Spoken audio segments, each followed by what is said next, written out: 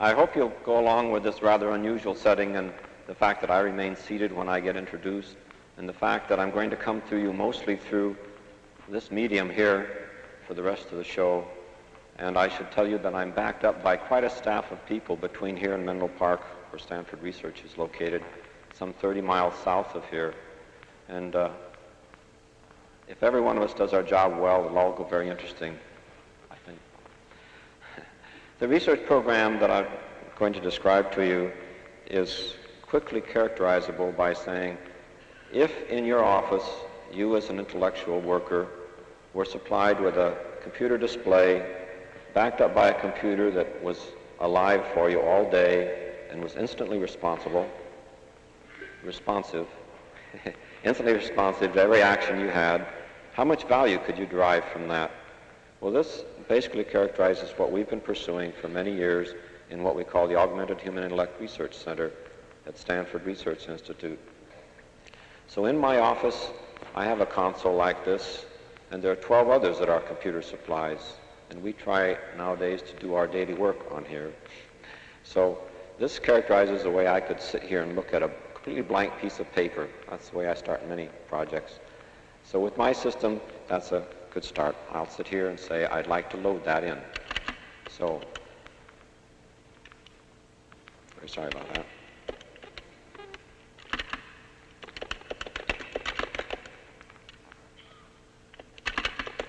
So I'm putting in an entity called a statement, and that's full of other entities called words. And if I make some mistakes, I can back up a little bit.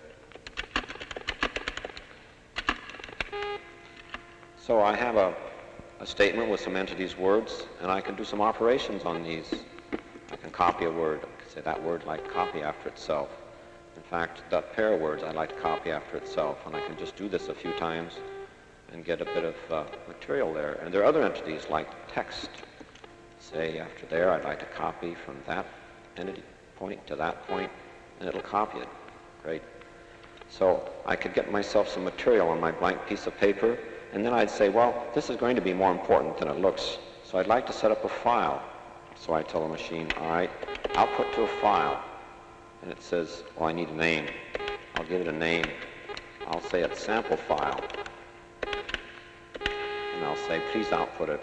It says it did. And then it comes back automatically with an origin statement or header telling me the name of the file and the date and the time and who established it. And thereafter I can always do something. I can ask for the status of a file, and it'll tell me that information. Very small file now, owned by me, last written by me very shortly ago, etc., and other interesting data in there. Let me go to a file that I prepared just after my wife called me and said, on the way home, would you do a little shopping for me? So as soon as she said that, I got my system organized.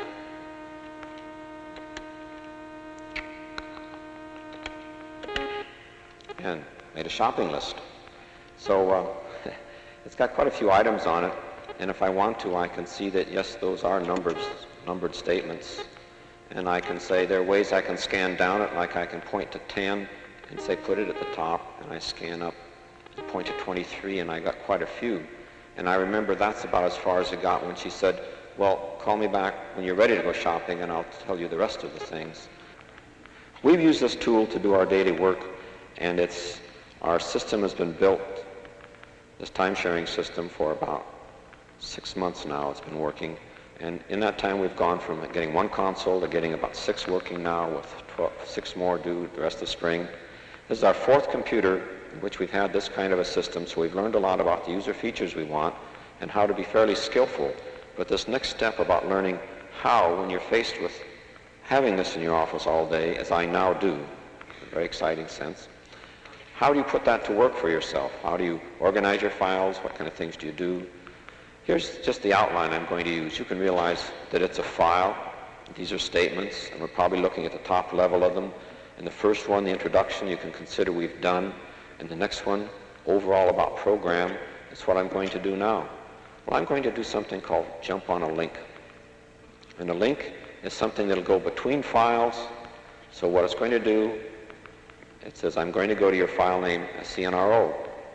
And the link also says where in that file and just what view it wants. So when I do like that, I'm in the middle of that other file looking at this particular material that's been carved out by the specifications on that link.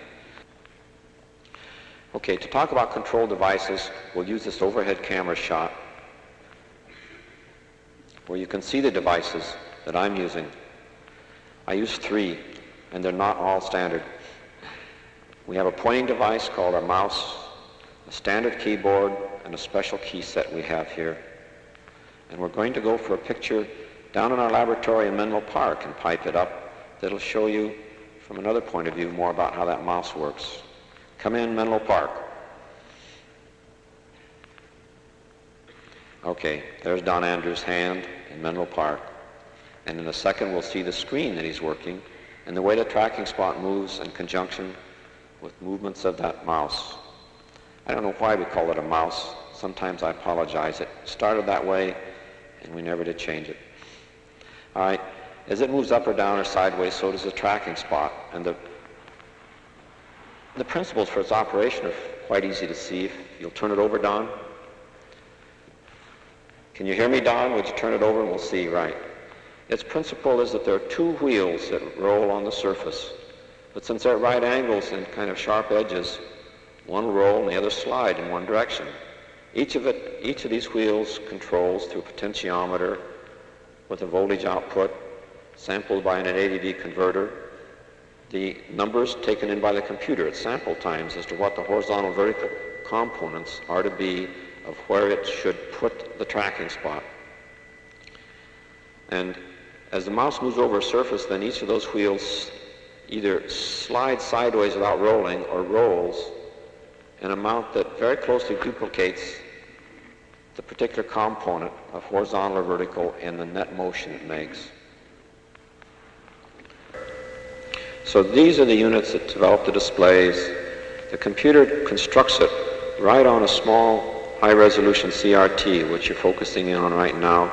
And in fact, that's the CRT whose camera on the right, looking at it, is generating the text view that's being piped down here on my console. So as those are faded in and out between the two, you can just sort of compare them. So that's very nice. There's my mouse moving around in Menlo Park, my tracking spot. So our displays work with those being watched by commercial cameras. Look at my black bug. Commercial TV cameras, 875 line scanning rates with a fairly high resolution. Look at that. From there on out to the display station, the standard video microwave system. If we back up the camera shot a little bit, we'll see that we have a whole rack full of equipment here, serving 12 of them, but you'll notice quite a lack of cameras mounted on. We seem to have stolen them all for this show. So we only have several consoles that work right now because the cameras are mounted to give you these different special views.